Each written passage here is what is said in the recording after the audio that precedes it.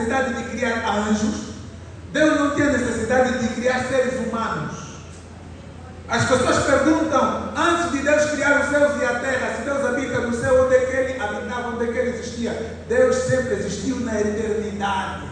Nós chamamos de eternidade passada. Antes de existir céu, terra, vale, monte, anjo, ser humano, Deus era completo em si mesmo. Existia o Pai, o Filho e o Espírito Santo. No princípio era o Verbo estava com Deus, o Verbo era Deus. Deus nunca sentiu solidão. Deus não sabe o que é solidão, o que é estar só. Deus não tinha necessidade de criar pessoas. Deus não tinha necessidade de criar anjos. Deus criou os seres humanos e Deus criou os anjos com um propósito. Pergunta para mim, missionário. Com mais vida, missionário. Por que Deus me criou? Essa é a questão. Se Deus não me precisa, nem te precisa, nem sente minha falta, nem tua falta, nem se sente só, nem solidão, nem necessidade de criar, por que Deus criou anjos e por que Deus me criou e te criou? Porque Deus queria se manifestar e partilhar da sua glória. Aleluia! Deus criou os anjos e Deus te criou para que você pudesse contemplar a sua glória. Por isso Jesus Cristo disse, dei-lhe a minha glória, a glória que tu me deste. Pai, agora santifica-me a mim mesmo com aquela glória que eu tinha contigo antes que o mundo existisse.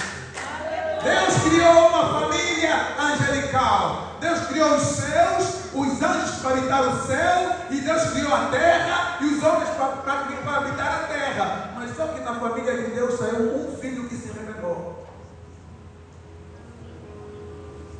Deus criou seres livres. Deus não criou robô. Irmãos, o verdadeiro amor é aquele que dá liberdade à pessoa de ficar ou de partir. O amor que te obriga a ficar não é verdadeiro amor. Então Deus, ao criar seres livres, havia um perigo, o perigo de se rebelar. Significa que se Deus cria seres livres, Ele é livre de decidir se quer permanecer fiel a Deus ou quer rebelar-se. Deus não criou robô. Deus criou seres livres porque Ele é livre. Se Ele criasse robô, Ele não seria feliz. Ele ia dizer, não, Ele está a me adorar porque eu me programei para me adorar. Um robô. Não. Os anjos, quando adoram a Deus, não adoram porque foram programados para adorar. Eles adoram porque eles sentem prazer para adorar o Senhor, para glorificar o Senhor. E havia um anjo que queria ser adorado no lugar de Deus. Esse anjo influenciou até essa parte dos anjos do céu para se rebelar contra Deus. E eles foram lançados aqui para Deus. Outro grupo de anjos viu que a filha dos homens era formosa, materializaram-se para casarem com a filha dos homens, por isso nasceram os Néfilins, os gigantes na terra. E Deus viu que a maldade era tanta, e Deus, quando viu que a maldade era tanta, mandou um dilúvio para exterminar aquela gente má, os gigantes na terra. E salvou a família de Noé. Por que Deus salvou a família de Noé? Porque na primeira rebelião que o anjo fez no céu, chegou na terra, influenciou o homem, aí com ele na mesma rebelião, Deus chamou e perguntou à mulher, por que você desobedeceu? Disse, não, a serpente, primeiro falou com Adão. Adão disse, a mulher que me deste, me deu de comer, eu comi. Mulher, não, a serpente me enganou. Serpente, a serpente já não tem ninguém para culpar. Ele é o causador de todo o mal. Aí Deus começou a praguejar. E Deus disse, da semente da mulher será alguém que vai esmagar a tua cabeça. Ou seja, Satanás sempre teve em mente que havia de nascer a semente da mulher. Então Satanás sempre fez com que a raça humana fosse toda corrompida. Mas como Deus é poderoso e tinha uma missão, que é formar uma família, você vai repetir comigo? Deus tem um grande projeto. Qual é o projeto? A formação de uma família. Essa família quer ligar a família de Deus no céu como na terra. Então os anjos que se rebelaram, aqui nós vamos chamar os anjos de quadrilha, uma quadrilha. Como é que nós chamamos aqui no Brasil? Tem um nome que chama facção. É uma facção. Quem está entendendo esse grupo de missão? Deus chamou você para se levantar contra uma facção.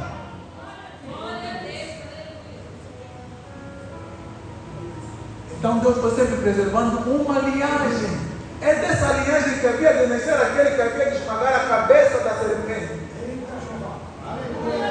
Por isso que ele contaminou a terra, mas Deus preservou a família de Noé. Ele contaminou um dos caldeus, mas Deus chamou Abraão para sair. E Deus falou a Abraão: em ti serão benditas todas as famílias da terra. Em ti serão benditas todas as famílias da terra. E o diabo não parou por aí, ele continuou perseguindo a semente. Quando o faraó mandou matar todos os nascidos com sexo masculino, o diabo falou: é agora que a semente vai. Mas o que é que acontece? Moisés foi salvo no rio Jordão. Perdão, no rio Nilo. Moisés foi salvo no rio Nilo. Quando Herodes mandou matar também todos os meninos dos 0 a 2 anos, o que é que o diabo queria? O diabo estava caçando a semente da mulher.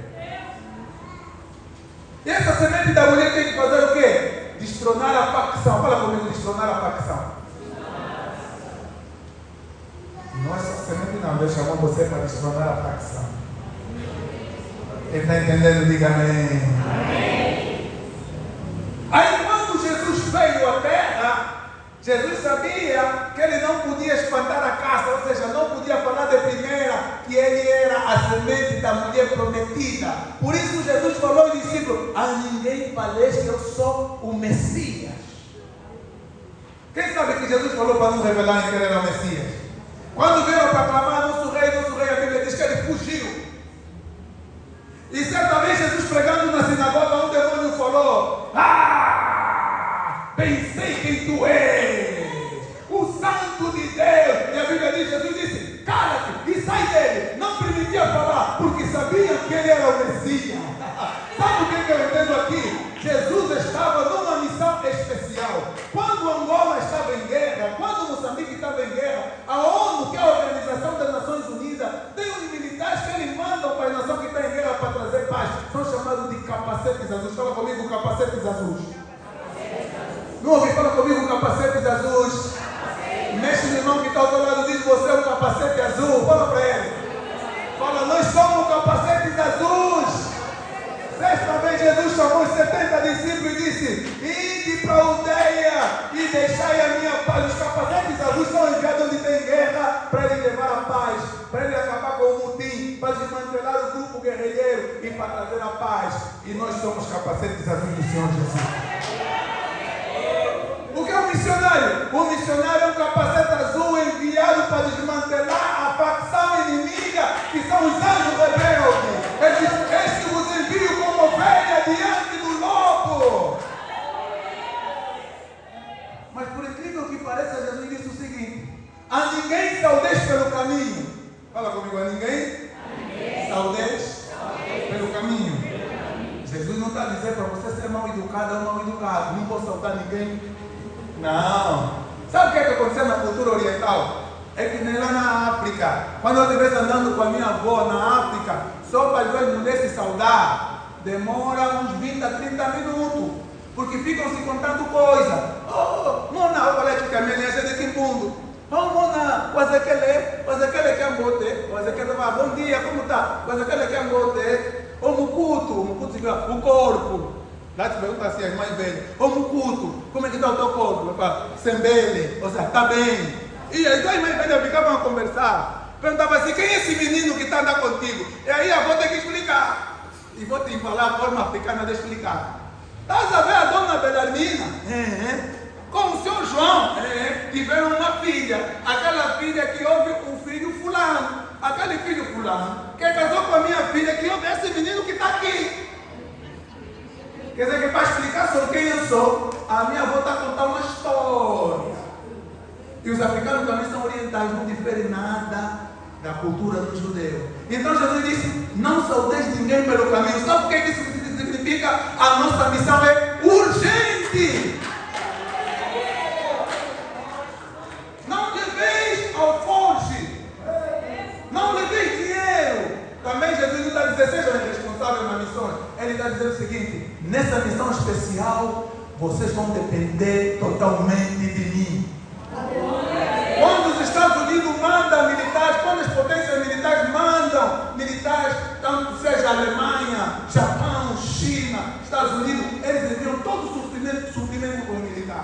Mas Jesus disse: vocês não vão levar nada. Procurem os filhos da paz. E na casa que vocês receberem, eu vou encontrar um filho da paz, aí deixai a minha paz. Porque digno é o trabalhador do seu salário. Deus não está à procura de pessoas capacitadas. Deus está à procura de pessoas disponíveis. Deus está procurando aquele que diz: eis-me aqui, Senhor, envia-me a mim. Porque Deus não escolhe os capacitados, mas capacita os escolhidos. Jesus tinha tudo para ir na sinagoga e escolher Gamaliel. Jesus tinha tudo para ir na sinagoga e escolher os grandes rabinos, rabones. Mas Jesus foi escolher um pescador. Foi escolher um cobrador de impostos. Porque ele não escolhe os capacitados, mas ele capacita os escolhidos. Aquele que se disponibiliza, esse será capacitado por ele para enfrentar forças inimigas. Então a missão se faz com os pés dos que vão, com as mãos dos que dão e com os joelhos dos que oram. Se você não consegue ir, pelo menos você consegue contribuir. Se você está aqui e não consegue ir nem contribuir, você vai dizer: Deus, eu tenho uma contribuição, é a minha oração. Pai, em nome de Jesus, vem da mão onde está aquele missionário, onde está aquela missionária. Irmão, imagina, pastor, se eu que vim da Angola no Brasil, às vezes penso em voltar. Imagina alguém que sai do Brasil para ficar em Quilimane, para ficar em Cabo Delgado. Eu que estou no Brasil, penso em voltar. A minha mulher, quando chegou aqui, estava a chorar toda. Ai, minha mãe, eu estou saudade da minha mãe. Eu quero minha mãe.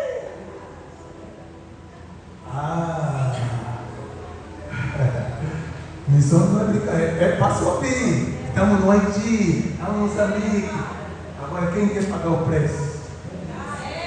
Quem quer pagar o preço? Você está reclamando? Hoje eu não vou comer não, hein? Mortadela? Eu não, hein?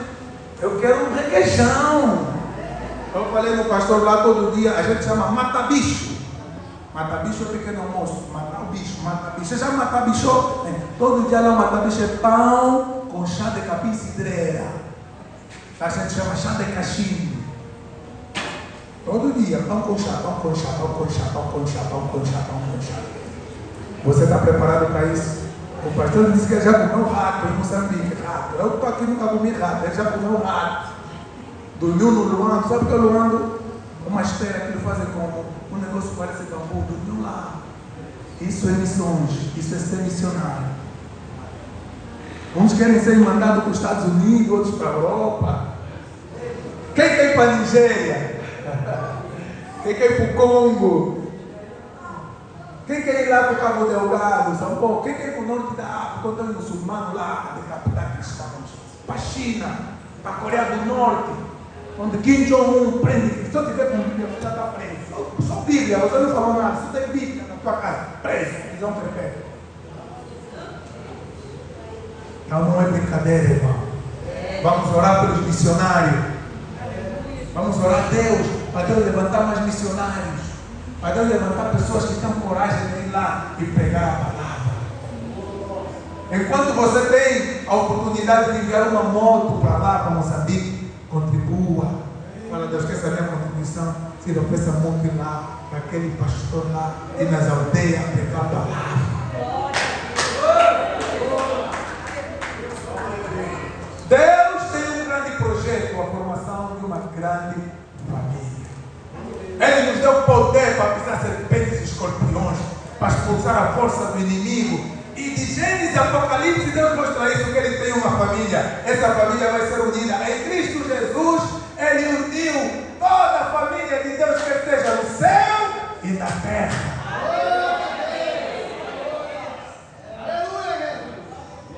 Apocalipse não é um livro para te dar medo.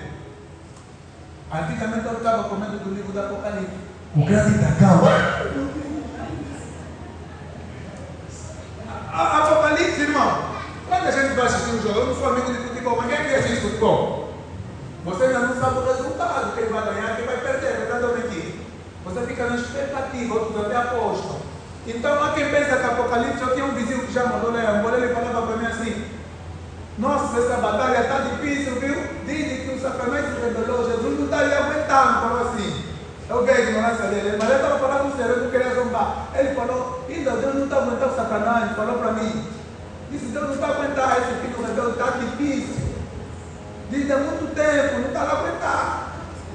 E muitos pensam nisso, que é como uma expectativa de jogo: quem vai vencer, quem vai perder, quem vai vencer, quem vai perder. Será que o Satanás vai vencer? Será que Jesus vai vencer? Não, Apocalipse não é para te trazer medo, Apocalipse é para te dar segurança de que o Cordeiro de Deus venceu. E o diabo será preso